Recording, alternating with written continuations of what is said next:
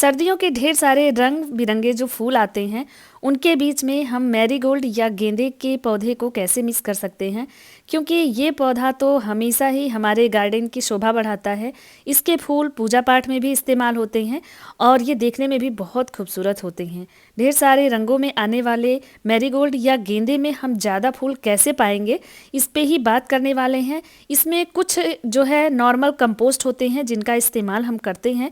Time to time अगर उस compost का हम इस्तेमाल करें तो इस तरह से कलियां और फूल भर भर के आते हैं।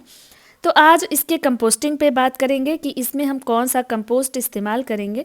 वैसे तो ये बहुत ही रफ टफ पौधा है, अगर 5-6 घंटे की धूप में आप इसको रखते हैं तो ये फ्लावरिंग करता रहता है। इसे बहुत केयर की ज़रूरत नहीं होती है।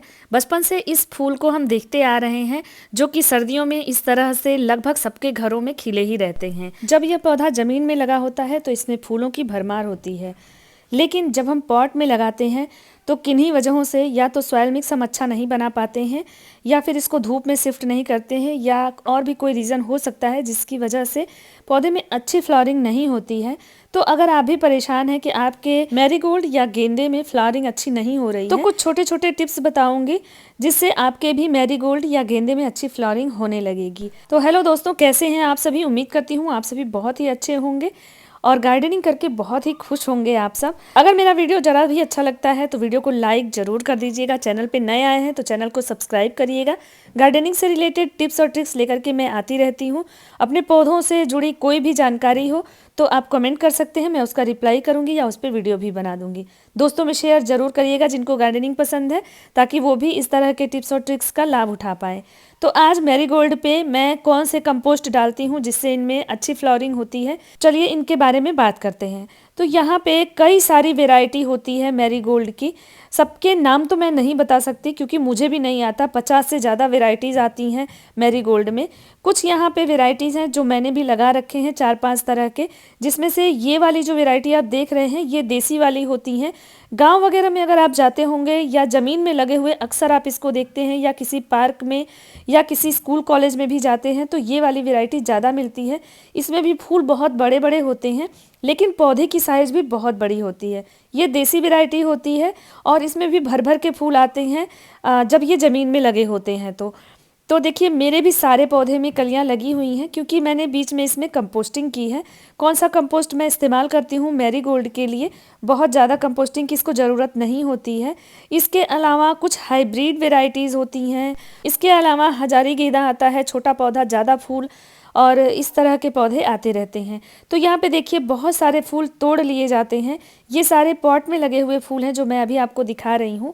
इसकी साइज थोड़ी छोटी है फूलों की, लेकिन इसमें भर भर के फूल आते हैं। पूजा पाठ में ज़्यादातर ये वाले फूल हम लोग इस्तेमाल करते हैं। तो इस समय कलियाँ इसमें बेशुमार लगी हैं क्योंकि हल्की फुल्की कंपोस्टिंग मैं इसमें हमेशा करती रहती हूँ। तो बाकी फूलों में आप जो भी कंपोस्ट यूज़ करते हैं वो कंपोस्ट भी आप इसमें इस्तेमाल कर सकते हैं। सबसे ज़्यादा ज़रूरी होता है कि इस पौधे को आप एकदम धूप में रखिए। 6-7 घंटे की धूप में ये पौधा अच्छे से चलता है। जब भी इसको रीपॉट करें ना तो इसकी जो मिट्टी है वो काफ़ी अच्छी बनाइए, जिससे इसमें बहुत बार बार कंपोस्टिंग करने की ज़रूरत नहीं होगी।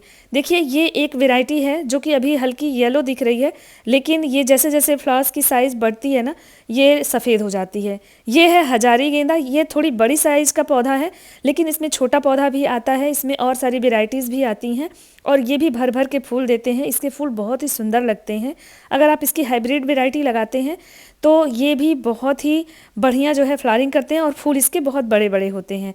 लेकिन ये वाली देसी वैरायटी है तो ये जो है अच्छे से देखिए ये भी फ्लावरिंग कर रही है, एकदम फूल से भरे हुए हैं। तो 4 से 5 वैरायटी मैंने अपने टेरेस पे लगा रखी है इन फूलों की, जिसमें से कि ये हजारी है, इसके अलावा देसी है, 1-2 और हैं, और ये हाइब्रिड वाले हैं। तो चलिए इनमें मैं कैसे कंपोस्टिंग करती हूँ जिसकी वजह से इसमें अच्छी फ्लावरिंग होती है।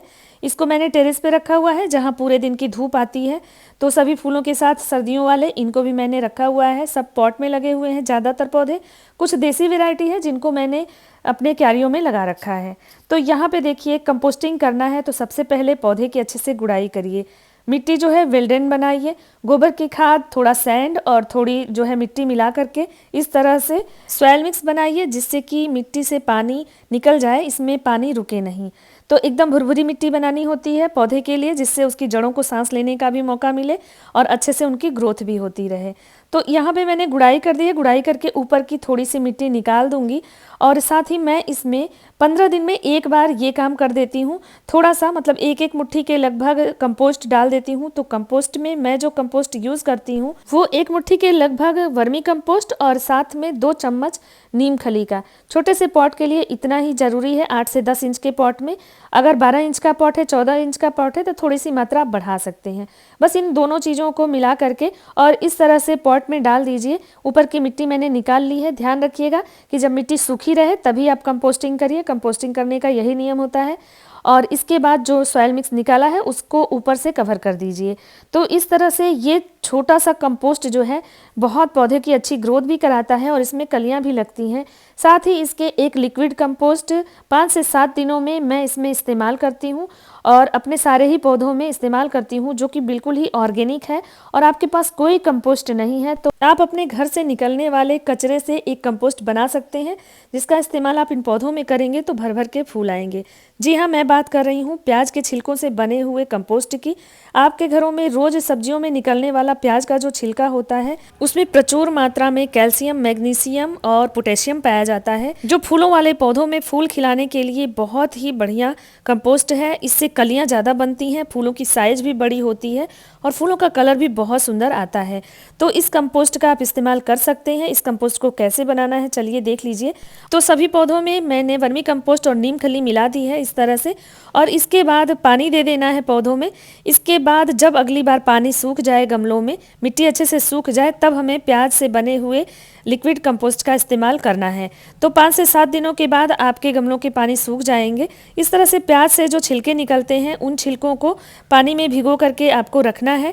तो यहाँ पे मैंने लगभग 1 लीटर पानी लिया हुआ है और 3 से 4 प्याज के जो छिलके होते हैं, हमारे घरों में सब्जियों से निकलने वाले ये छिलके रोज ही वेस्ट में चले जाते हैं, तो इनको वेस्ट मत करिए, इनको फेंकिए नहीं। इस तरह से लिक्विड कंपोस्ट बना करके इसको अपने फूलों वाले सभी पौधों में आप इस्तेमाल कर सकते हैं। गेंदे के पौधे में ये बहुत ही अच्छा वर्क करते हैं, उनमें जल्दी कलियां बनाते हैं। तो इस तरह से मिक्स करके इसको ओवरनाइट हमें रखना होगा। रात भर इसको इसी तरह से भिगो करके हम रख देते हैं और उसके बाद नेक्स्ट डे इसको हम छान लेते हैं और फिर उस पानी का इस्तेमाल हम अपने फूलों में करेंगे। इससे आपके जो गेंदे के पौधे हैं उसमें जल्दी जल्दी कलियां लगेंगी और ढेर सारी कलियां लगेंगी। आपको बार बार कंपोस्टिंग करने की ज़रूरत नहीं पड़ेगी। सप्ताह में एक बार इस लिक्विड कंपोस्ट को आप डाल दीजिए। 15 दिन में एक बार वर्मी कंपोस्ट और नीम खली का इस्तेमाल आप कर सकते हैं। तो देखिए नेक्स्ट डे आप इसको इस तरह से हिला लीजिए और अच्छे से मिक्स कर लीजिए, मिट्टी सूख जाने दीजिए गमले की, और इसके बाद इसी पानी का इस्तेमाल आप करिए। ये लिक्विड फर्टिलाइज़र इतना फ़ायदेमंद होता है कि सारे न्यूट्रिएंट्स पौधे को मिल जाते हैं, जिससे फूल और कलियां लगने लगते हैं। इस लिक्विड कंपोस्ट का इस्तेमाल आप अपनी सभी फूलों वाले पौधों पे कर सकते हैं, चाहे वो सर्दियों के हों या गर्मियों के हो। इसका कोई साइड इफ़ेक्ट नहीं होता है और ये बहुत ही अच्छा वर्क करते हैं। तो होप ये सारी इन्फॉर्मेशन आपको अच्छी लगी होगी। इन्फॉर्मेशन अच्छी लगी है तो वीडियो को लाइक ज़रूर करिएगा। चैनल पे नए हैं तो चैनल को सब्सक्राइब करिएगा। अपने दोस्तों में शेयर करिएगा जिनको गार्डनिंग पसंद है, और इस तरह से आपके भी गेंदे में भर भर के फूल जरूर आएंगे। बस इतना छोटा सा काम आप कर देंगे तो फिर एक नए इन्फॉर्मेशन के साथ जल्द ही मिलते हैं। तब तक के लिए थैंक यू, बाय बाय।